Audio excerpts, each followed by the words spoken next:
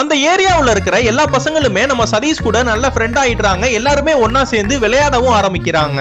நம்ம சதீஷ் கூட இருக்கிற அந்த நாயவும் தன்னோட நாய் மாதிரி அந்த நாய் கூடயும் நல்லா பழக ஆரம்பிச்சிடுறாங்க.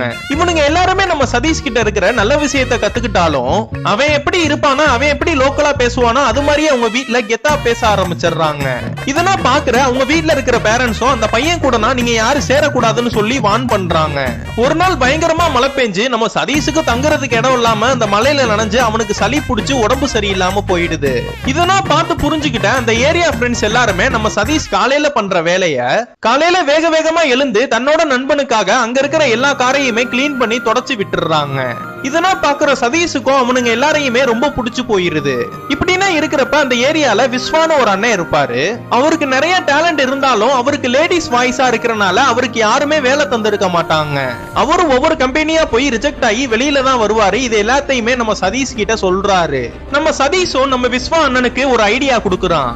நீங்க பேசாம எஃப்எம்ல வேலைக்கு போயிருங்க, அங்க ஆம்பளையா பொம்பளையானா தெரியாது, வாய்ஸ் மட்டும் தான் கேட்பாங்கன்னு சொல்றான். இவருக்கு நிறைய டேலண்டும் பேச்சு திறமை இருந்தனாலேயே ஒரு எஃப்எம்ல வேலைக்கு சேர்ந்து ஒரு ஆர்ஜேவா மாறிடுறாரு. அவர் வேலைக்கு போய் ஒரு நல்ல நிலைமைக்கு வந்ததும் ஒரு பார்ட்டி வைக்கிறாரு. அதுல நம்ம சதீஷை இன்வைட் பண்றாரு. இந்த சின்ன பையன் ஐடியா கொடுத்தனாலதான் நான் இந்த அளவுக்கு நல்ல நிலைமையில இருக்கேன்னு எல்லார் முன்னாடியுமே பெருமையா சொல்றாரு. இதுக்கப்புறம் என்ன ஆச்சுன்னு உங்களுக்கு தெரியணும்னா கீழே கமெண்ட் பாக்ஸ்ல பார்ட் 4ன்னு போட்டு போங்க.